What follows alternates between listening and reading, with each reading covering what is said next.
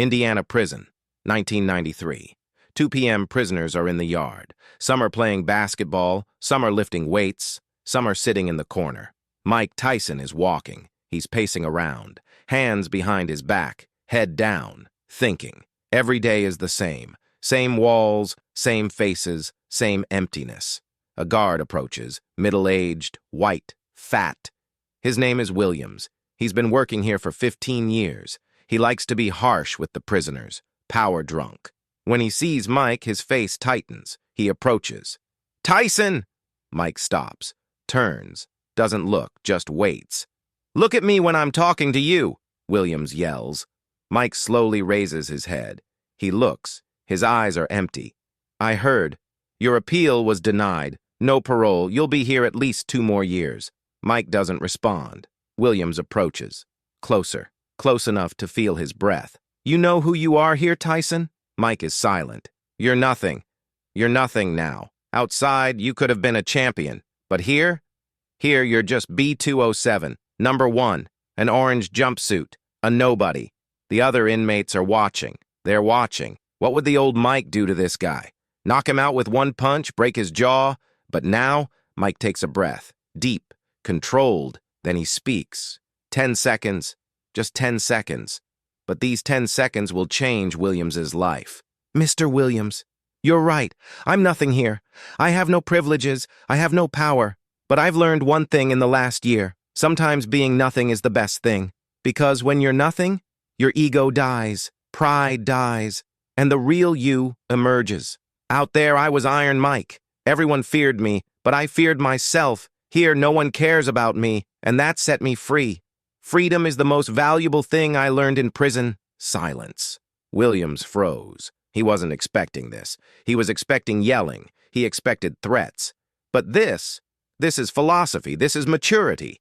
Mike continues. "You never told me that, thank you, because you reminded me. I really am nothing, and that's a beautiful thing." He turns. He keeps walking. Williams stays there, mouth open, confused. What just happened? What did this man say? That night, Williams goes home. His wife asks, "How was your day?" Williams doesn't answer. He thinks. He's been doing this job for 20 years. He yelled at thousands of prisoners. He humiliated them. He showed his power because it made him feel powerful. But today, Mike Tyson didn't show his power to him. He accepted his weakness, and that destroyed Williams. The next day, Williams comes to work. He sees Mike. He doesn't approach him. He just watches. Mike is reading the Quran. Calm, peaceful, Williams thinks. How can this man be so calm? How can he be so peaceful? I am free but unhappy. He is a prisoner but peaceful. How? Lunch. Williams approaches Mike's table. "Tyson, what you said yesterday, I didn't understand what you meant." Mike looks up. "What was the problem, Mr. Williams? You said nothingness makes you free. How so?" Mike smiles, for the first time. "Mr. Williams, outside, I was everything. Champion, rich, famous. But I was never happy. Because everything was my ego. Everything was my image. Here I lost everything. And I realized that everything wasn't the real me. It was just a mask." Williams sits down. "So who is the real you?" "I'm still learning. But there's one thing I know. The real me is humble. The real me is open to learning.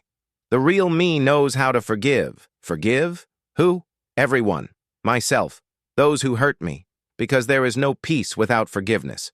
Williams remains silent. Then he asks, "I treated you badly yesterday. I belittled you. Why didn't you yell at me? Why didn't you fight back?" Mike looks into his eyes. "Because you're suffering, Mr. Williams. I can see it in your eyes. People don't humiliate others when they're happy. Only those who suffer do that. And I no longer respond to pain with pain." Williams's eyes fill with tears. He doesn't know why, but they fill. He stands up. "Thank you, Tyson." He leaves. That night, Williams sits at home. He talks to his wife. For the first time in years, he really talks. "Linda, I'm unhappy." His wife is surprised. "What? I've been doing this job for 20 years, and I hate it. I treat the prisoners badly because I hate myself. But today a prisoner taught me something. To forgive.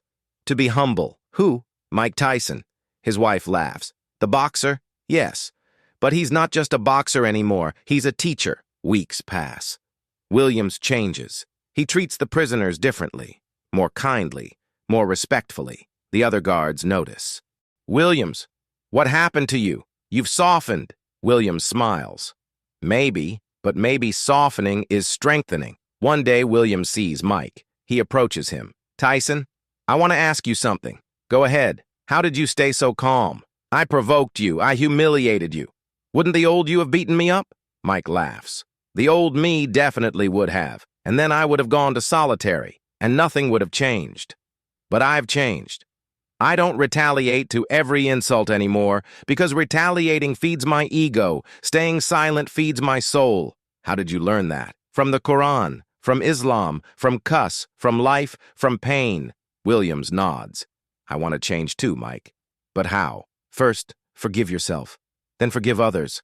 Then try to be a little better every day. Not perfect, just better. Williams extends his hand. Thank you. Really. Mike shakes it. Let me tell you something, Mr. Williams. You told me you are nothing. I was angry at that moment. But then I thought about it, and I realized you were right, and that acceptance set me free. That's why I thank you. 1995. Mike is released on parole. He leaves. Williams says goodbye. Good luck, Mike. Don't forget what you've learned. Mike smiles. I won't. Don't forget either, Mr. Williams. You got out of prison too. I wasn't in prison. Weren't you? Anger prison, hate prison, ego prison. But you're not anymore, Williams cries. Without shame, he cries for the first time in 15 years on the job. 2000. Williams retires. He leaves prison, but he doesn't sit idle. He starts a social service association. He helps former inmates. They find jobs. They adapt to society. People ask, why are you doing this? Williams explains, in 1993, an inmate taught me the most important lesson of my life. Forgiveness, humility, change. That inmate was Mike Tyson, and I owe him. 2015. Mike is at an event. Someone approaches. An old man. Familiar. Williams. Mike, do you remember me? Mike looks up. Mr. Williams, of course I remember you. How are you? I'm good. I'm very good. I wanted to thank you. Why? 1993. You said something to me. 10 seconds.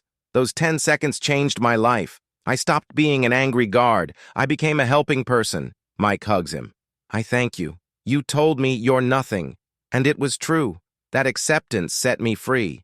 Williams's eyes are teary. You know what? I worked in prison for 15 years. I saw thousands of inmates. But you're the only one who really taught me something. Freedom isn't outside. It's inside. Mike smiles. Exactly. 2024. Mike is doing a podcast. Williams is the guest. They're sitting. They're talking. About that day 31 years ago. Mike, how did you feel when I told you you're nothing that day? Mike thinks. Anger. Anger for the first 2 seconds. Then I thought about it, and I understood. You're right. I really am nothing, and that realization saved me. How? Because my ego was killing me. I'm great. I'm powerful. I'm the champion. That ego destroyed me. In prison, my ego died, and the real me was born. Williams asks, so who are you now, Mike? I'm a father, a husband, a student. I'm still learning. I'm still growing, but not with ego anymore. With humility, the audience asks.